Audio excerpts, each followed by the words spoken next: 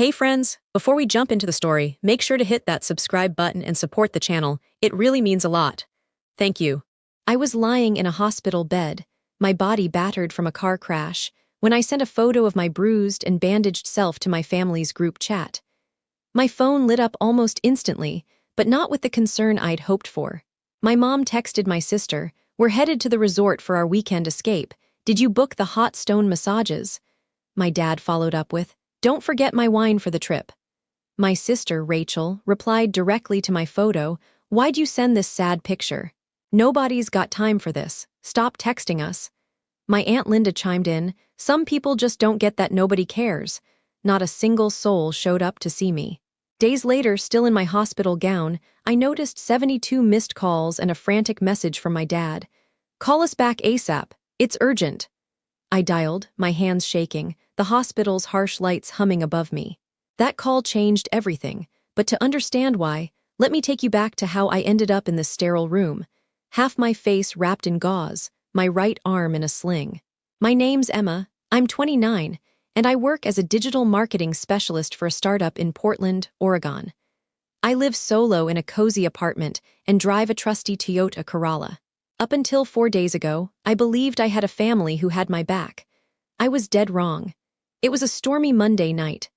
I was cruising home from the office, a podcast about unsolved mysteries playing, when a reckless driver blew through a stoplight and smashed into my car's driver's side. The collision sent my car skidding into a utility pole.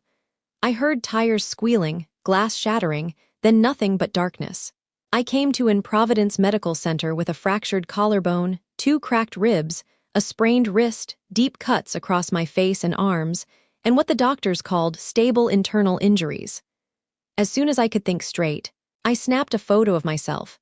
Face swollen, stitches across my cheek, one eye half closed, IV tubes snaking around me, and sent it to our family group chat, the Carter crew, which included my parents, Tom and Susan Carter, my older sister Rachel, and my Aunt Linda. I looked like I'd been through a war zone, which wasn't far from the truth. I typed, "Hey everyone, got into a serious car wreck tonight. I'm at Providence. Pretty roughed up, but the docs say I'll pull through. Could use some family right now." What happened next still twists my gut with a mix of pain and fury. The chat blew up, but not with love or worry. My mom replied to Rachel, "We're off to the resort soon. Did you confirm the spa package for Saturday?" My dad added, "Pack my wine, the good stuff from last month's vineyard tour." Rachel tagged my photo and wrote, "Why'd you send this sad picture? Nobody's got time for this. Stop texting us." Aunt Linda piled on, "Some people just don't get that nobody cares." I stared at my phone, rereading their words, my heart sinking. Not one of them asked if I was okay. They were all focused on their fancy weekend getaway, as if I hadn't just cheated death. A nurse named Carla noticed my tears. "Sweetie, you okay? Need anything for the pain?" she asked, her voice soft. I couldn't tell her the physical ache was nothing compared to the betrayal cutting through me. I just mumbled, "I'm fine, just tired." Over the next week, I stayed in that hospital room, healing from my injuries and grappling with my family's coldness. My coworkers stopped by with cards and snacks. My neighbor, Mr. Alvarez, dropped off a homemade casserole. Even my barista, Jake, swung by after hearing about the crash from a mutual friend. But my family, not a peep.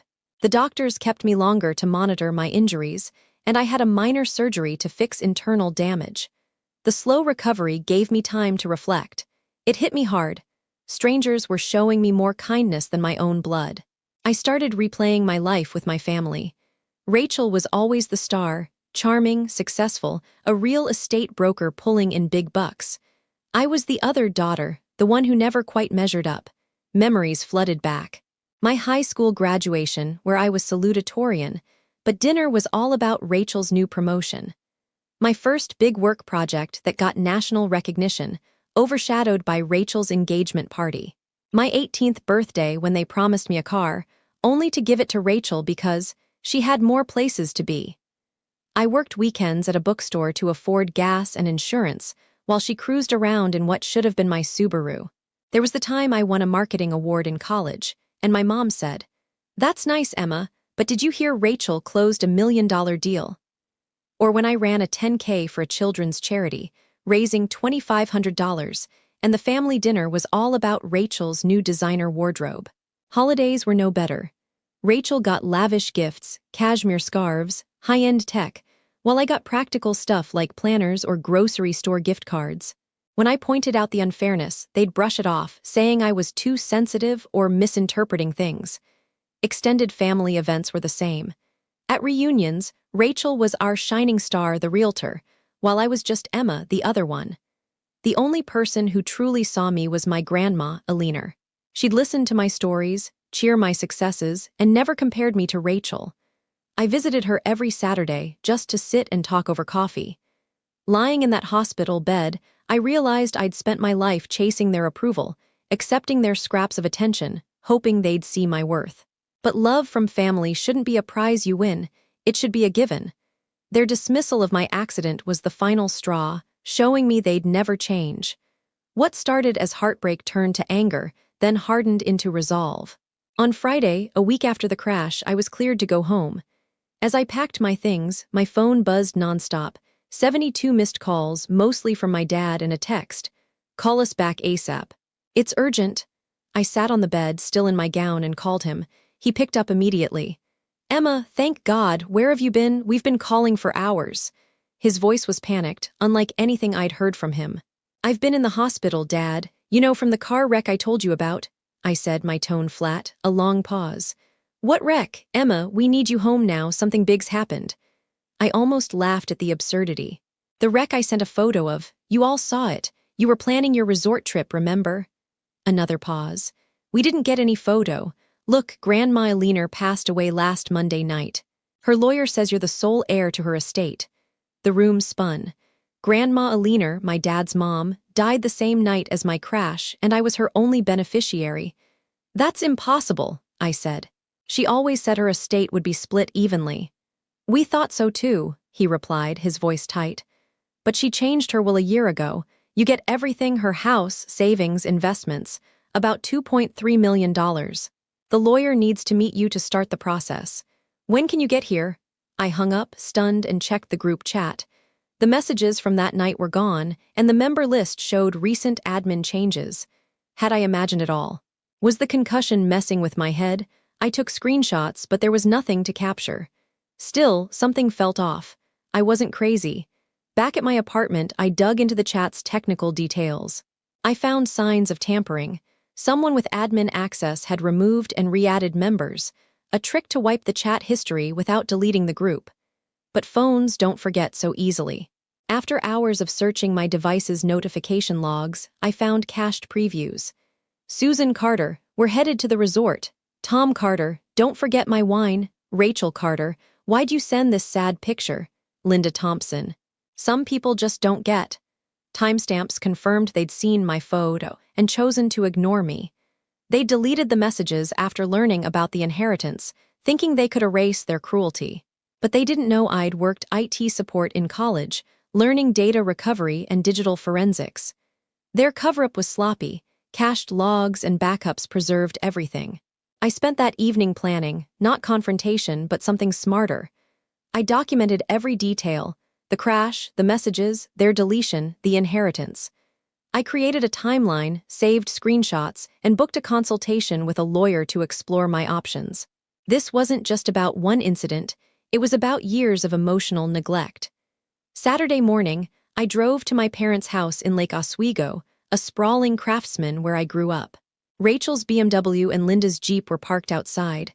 They were all there, waiting. My mom rushed to hug me. "Emma, we were so worried. We thought something awful happened." I stepped back and sat across from them. "Something awful did happen. I was in a car wreck. I told you all about it." "We didn't know," Rachel said, her eyes wide with fake concern. "I sent a photo to the chat," I replied, pulling out my phone. "You saw it," my dad shook his head. "There was no photo, Emma. We checked." I opened my data recovery app and read the logs aloud.